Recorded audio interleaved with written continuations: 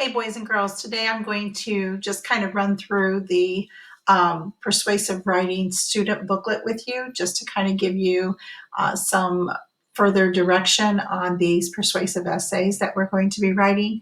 First of all, sometimes you might hear me say a persuasive essay. Other times you might hear me say argumentative essay. Both of these words are being used interchangeably, okay? So basically, there are two sides to every argument. And in this case, our topic is going to be on bicycle safety. So we just finished Mick Hart Was Here, where the author has kind of tried to persuade the readers to wear bicycle helmets when they're biking. So I've asked for us to kind of research this topic further by either and then take a position. Are we going to argue for stricter bike helmet laws, or are we going to argue against having bike helmet laws?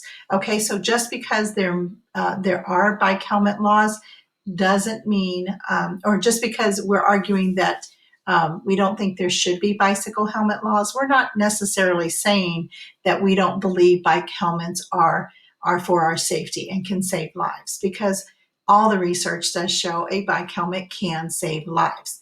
All right, so we're not arguing that point. We're arguing the point that we don't need laws to cause people to wear bicycle helmets. Okay, so in Google Classroom, you are going to find a document that looks like this. What is persuasive writing? Okay, this document is a document that you can use as a graphic organizer to help you put all your ideas down for your persuasive essay.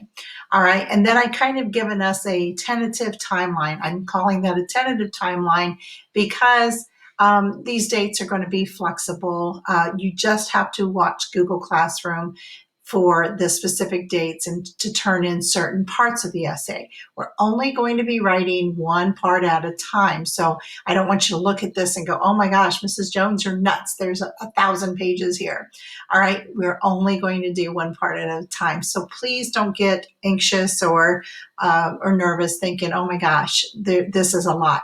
We're going to do one step at a time. Okay, so last week we started talking about what is a persuasive essay. I had you take a look at a couple short videos to kind of get a little bit of background about that.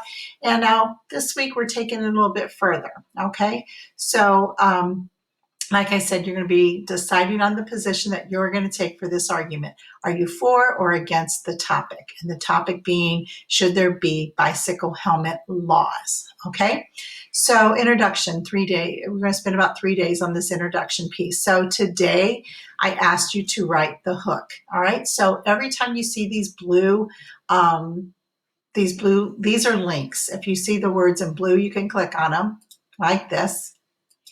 And it'll show you this is a hyperdoc, so you can see the different links. So this is going to be types of hooks. So if you don't remember from today's lesson the 4 types of hooks that I presented, you can click here and be reminded of that through that Google Slides.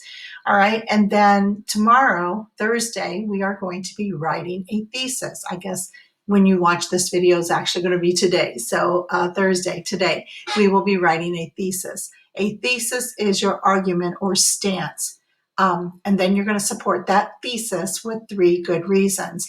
So there's actually a short video here. If you click on it, if you click on this, you can watch a short video.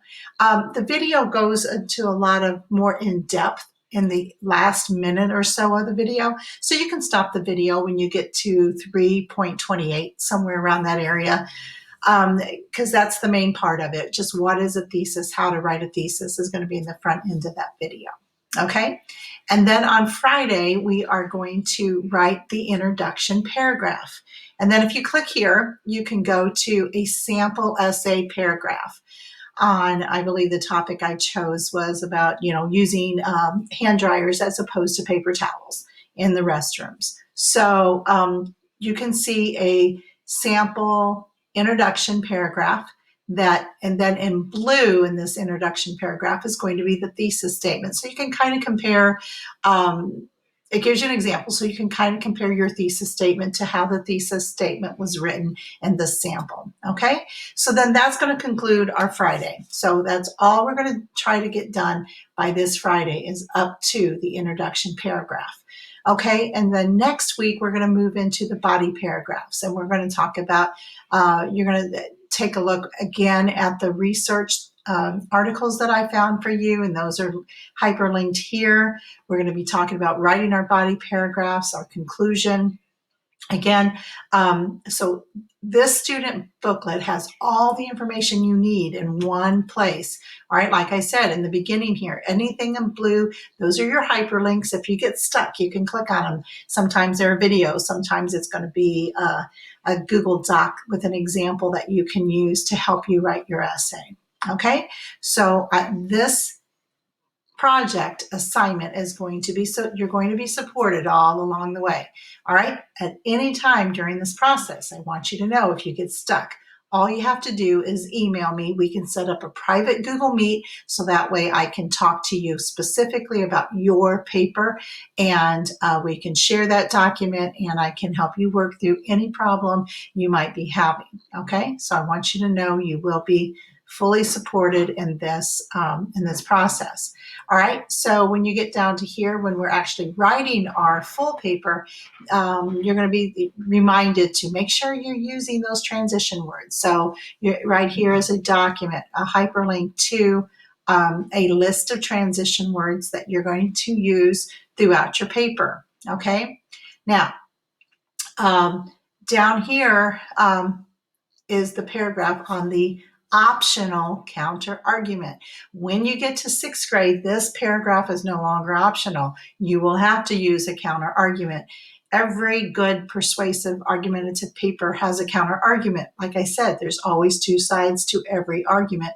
So this shows a mature writer, someone who can look at somebody else's point of view and say, I understand, I'm validating your claims. I see your point. However, my point is more valid based on these reasons. So if you wish to write the optional counter argument, please click on these hyperlinks. It's going to help you work through that process. If you still have questions about it and you would like some more support on that, please just email me. I will set up a Google Meet to further explain the optional counter argument. I hope that all my 5+ kids will view this as a challenge and just simply do it without it being optional. But again, it is optional. All right. Then you will have your conclusion. All right. So again, this will come later, not by Friday. All we're doing for Friday is the introduction paragraph. All right. So here is the graphic organizer. This is showing you, this graphic organizer shows you each step of the process for the sample essay that I've included in this presentation, okay, in this video. So if at any time you're stuck, you're like, oh, what does she mean? Reason number 3, and how do I support that with facts and things like that? You can look at this graphic organizer to kind of help you work through our topic on bicycle helmet laws. Okay, and then here's the sample essay, pulling it all together. Okay, so read this essay. Okay, read this essay. You can see it has all the good elements of a good persuasive essay in it. So please read this as background so you can better understand the persuasive essay process. All right. Then along the way, I've highlighted parts and I've made additional comments here for you to read through. All right. Please, again, this is a teaching tool. We don't have the luxury of being in the classroom together right now. So we have to kind of rely on these videos and the commentary that I'm putting on the sides for you to help you work through this. You must read, and you must read closely, because that's where we are this day and time. We're working on this remote learning. You have to read for yourself in these cases. All right, so now it's your turn. You're going to use this graphic organizer to organize your persuasive essay. This is not your final paper. Your final paper will come at the end where you're pulling it all together. This is where we're chunking it up. So yesterday, Wednesday, May The 6th, you wrote your hook. Copy and paste your hook, right, and put it right here. Okay, your background. We're going to be talking about this on Friday during our Google Meet. So as long as you have your hook in here and your thesis, we'll work on this background together, all right, on Friday during our Google Meet. If you're unable to attend the Google Meet, I should have a video up to explain this paragraph specifically for your background, okay? And then tomorrow, you're going to write your thesis statement right here in this on this graphic organizer, okay? And then next week we'll be getting into our body paragraphs. All right, so each body, we're going to have 3 body paragraphs. For the 3 body paragraphs, we're going to spend 2 days on our 3 body paragraphs, and then we'll probably spend 3 days on our body paragraphs and then 1 day for our conclusion. And then we'll have 1 day then to tie it all up and write our final paper, okay? And then on here, it says conferencing with a parent, an older sibling, or a caregiver. So I put on here the checklist that you can have somebody help you with the editing of your paper. Use Grammarly if you have that available. But just have somebody read through your paper to see, did you include a catchy hook? Did you include some background information to introduce your topic? Were you clear on your thesis statement? And did you use good arguments? And are you using text evidence with good factual information from the articles that I provided? Okay, so anyway, that is the checklist. And then here's a rubric that you can use to kind of say, how am I doing in these different areas of my writing? Is it organized? Did I give good reasons and supports? Did I use my transitional words? Did I use good word choice? Was my voice, did I develop a good writer's voice? Did I present my argument in a very confident, positive, convincing way? Was my sentence fluency clear and fluent? And then, of course, your writing conventions like your grammar, mechanics, and spelling will be looked at as well.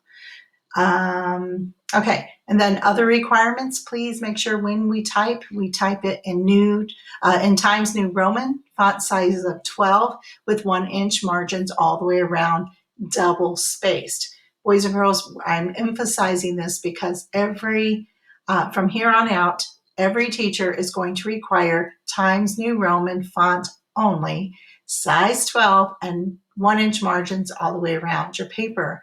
That is how you'll do it when you get in high school. That's how you're going to do it in college. So please, let's form these good habits now. All right, I do not have a final due date for the persuasive essay. We will revisit this later and fill that in as we work through some of these other steps and move closer to that final due date. Because like I said, we have a tentative schedule for this essay. All right, we will be finished before the end of school, obviously, but we don't have a specific due date yet. We're going to be writing it in steps.